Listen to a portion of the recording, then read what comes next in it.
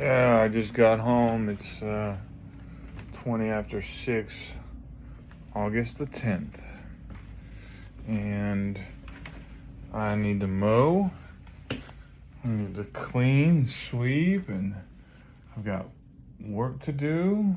It was a pretty productive day at work, I would say. I had a drawing to finish or work on, and I finished it. I got it to the engineer to stamp and send out. Started working on that yesterday. This little goofy girl, I know what she wants, and we will give you what you want here shortly, Dottie. I just want to get this out because I was thinking about it on my way home, and as I was parking the bike back there, I was thinking about how I always want to vlog. I've wanted to for years, and I struggle with it. I had some videos on RedNote of myself playing the guitar that I deleted the other day because I get nervous about people. I should just not read the comments, right? Just take Joe Rogan's advice.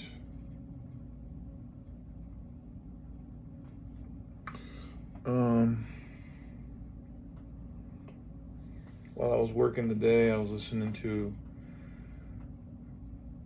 I don't even know the name of the channel, but I've heard of the concept before.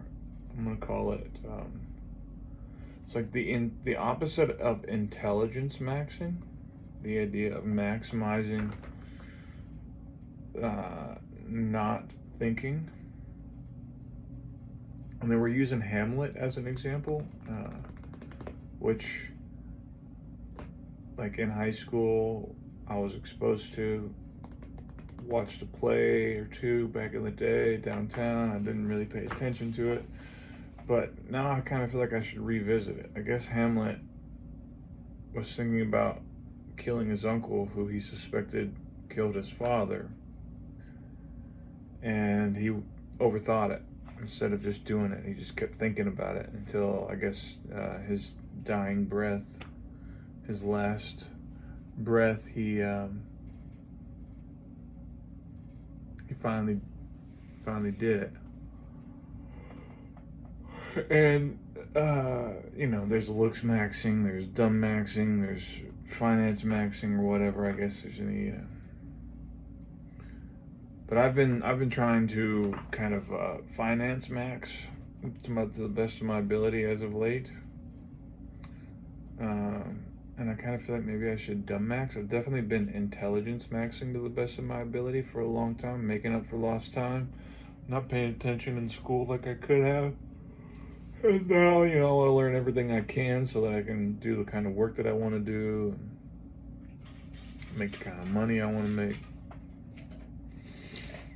And I'm making money, The thing that always gets me about the work that I'm doing, that I've been doing for years, but right now it gets me a lot, is there's a lot of people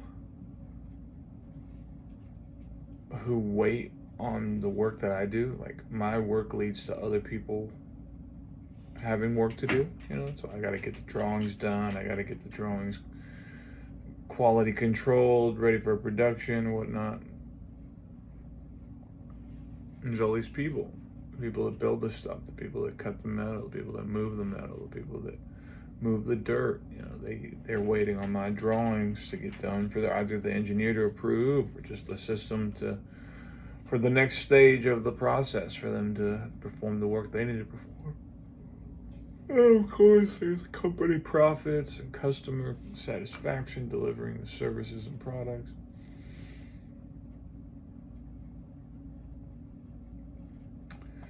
And when I got home this evening, per usual, not always, but this happens often, I have to go to the bathroom.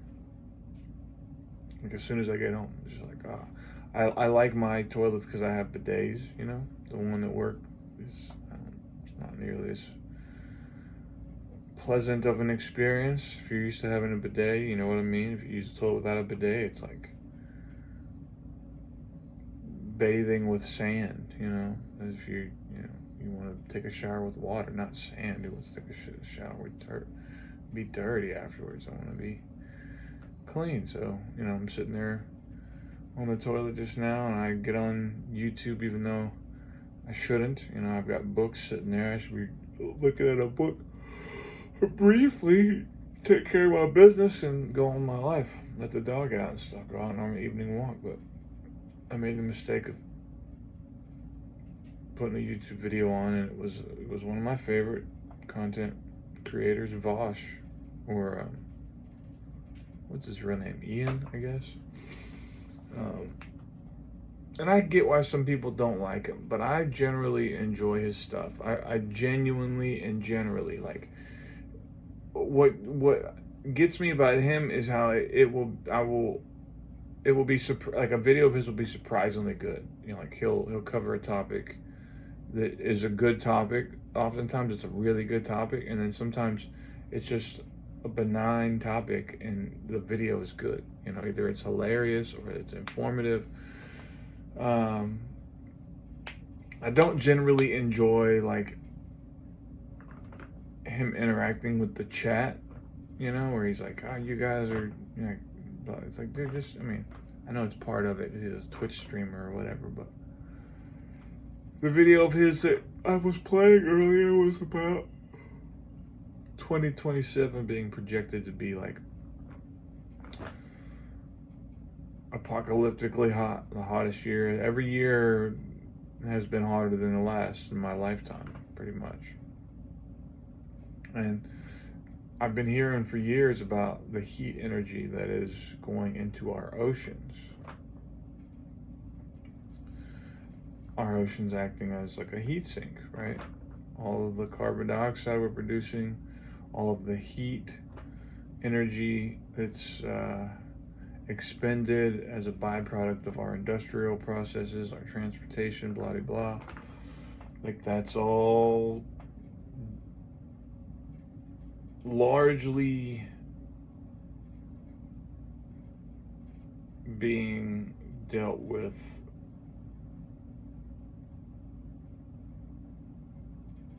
by the oceans. And now I was thinking earlier about this training that I signed up for, this class for the certification that started today, as a matter of fact. I was really excited about it, on computational design, which is something I was thinking about this morning. I had a biology professor, Dr. Ryan Otter at MTSU back in the day, told me life-changing advice. He's like, I had tried doing some biology research with him, which I enjoyed. I was studying pollution on this local river here in Middle Tennessee called the Stones River. And the research was cool. Like, I learned a lot, but I didn't really love it. I was interested in other things, particularly like engineering related things, technology or whatever. And he was like, well, if you want to be an engineer, you're pretty much already an engineer. You're just a really bad one, maybe. You just have to work at it. But you can be, you know, once you decide that you want to be something, you essentially are that, just not that great yet, you know. And over the years, you know, it's just struck me how that's true. If you've got the commitment to work towards a goal, like you want to be a painter, you're pretty much a painter. You be a musician, you're going to be really bad at it right now, but keep practicing, you could be really good someday. And I've been fascinated with computational design since I discovered it. Grasshopper and Rhino for almost a decade now, and I've slowly but surely been learning this stuff, and now that's part of my job. And I've worked on projects for people that involve this practice of parametric and algorithmic design, organic geometry, or digital fabrication, whatever it is that I've been involved with over the years. I've been slowly working my way towards this, and I'm like, I was thinking about, because I'm working a second job that I need to be doing. I need to send my invoice in for last week, but I found myself thinking when I was leaving work today, exhausted once again. I'm like, man, I really don't want to have to, I'd love to go to bed early tonight. You know, I need to mow the yard. And I've got a design that I want to finish for a buddy. Either way, I found myself wondering, like, why am I doing it? Because, and I was even I've been looking for jobs, like other jobs, even though I like this job and I just got a little raise, my main job. I'm learning a lot. It's cool. I've learned a lot. I'm getting better at it. Like, there's no telling how much money I could make, but I'm like, I wonder, like, obviously I'm not doing what I love or what I want to do, right? And like a lot of the guys I work with are, understandably, I finally at 38, you know, it's been 17 years, 20 years of me fighting this. Like, I hate republicanism. I hate conservatism. I hate, you know, right-wing ideology. And I've slowly but surely come to, especially in the last year working with the guys I work with in the town that I work, Mount Juliet, like probably one of the most Trump supporting places in the world, right? It never ceases to amaze me how miserable people seem to be in that town, but also they just, it's like a result of like a scarcity mindset. They're like, I don't want to be poor, you know, I want to have enough. So they end up doing their damnedest to accumulate wealth. And then they're oftentimes not healthy because they've worked so hard, and they eat a lot of crappy food, and they don't get out to exercise a lot, and the town isn't very walkable at all, really. And you know, it's got really crappy traffic because there's been so many people move there. And the guys I work with, though, I mean, they make really good money. They make great money, and I've discovered, because of multiple different things that have happened, how much money they have made, could make, some of them do make, and like, oh shit, you know, if I made $250,000 a year, I'd probably be a little bit more Republican too, you know, because you like don't want to have to pay that money to the government in the form of taxes, and you also don't think that people in government know what they're doing, so they shouldn't, you know, have your money to do stuff with. And you know, guns, and like, I get it. I like that I have the freedom to possess firearms. I also, however, find myself looking at other countries like China and Spain and Mexico, Canada, places that might be cooler, places that might be more walkable, places that might have more mass transit, places that might have opportunities for me that focus more in the realm of like sustainable development, technology, whatever. Like surely there's a place.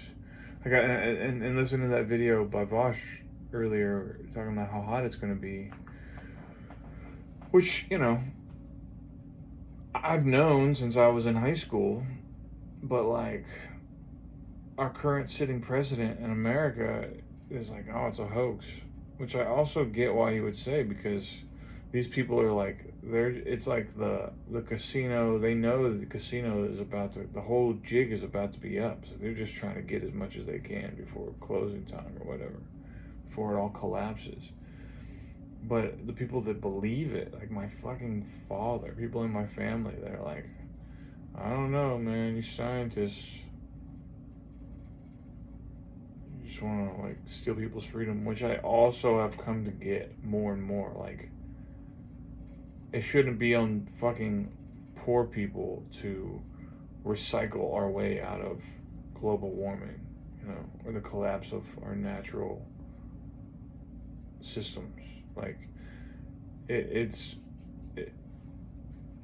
we haven't had a serious discussion. Like, I talk about this all the time, but it constantly amazes me when the work that I've been doing the last few years, looking around, like, how's anything functioning? Like, everything just seems so inefficient and wasteful and largely unnecessary.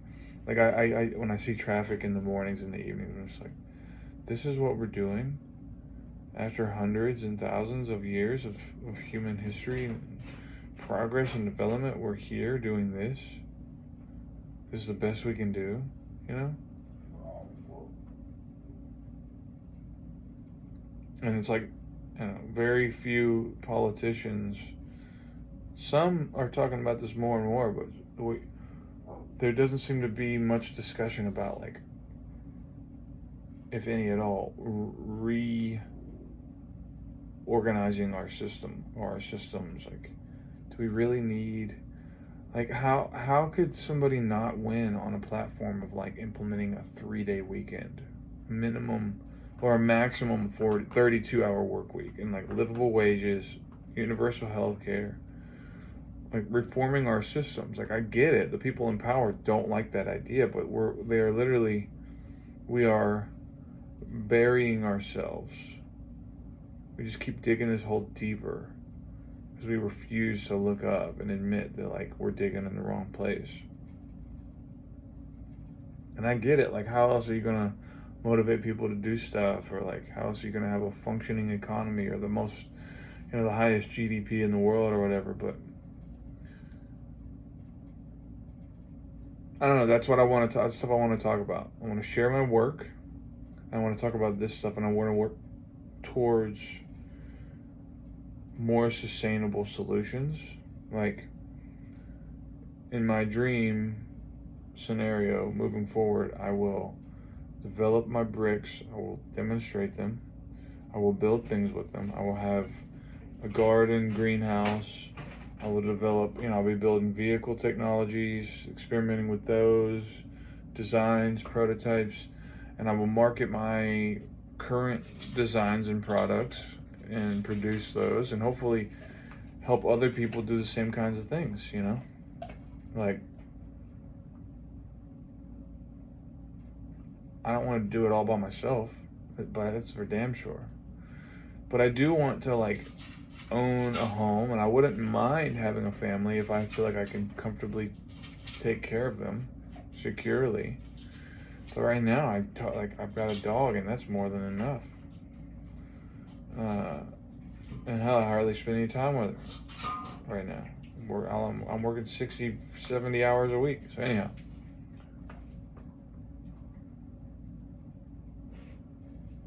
I've got to post this video and put in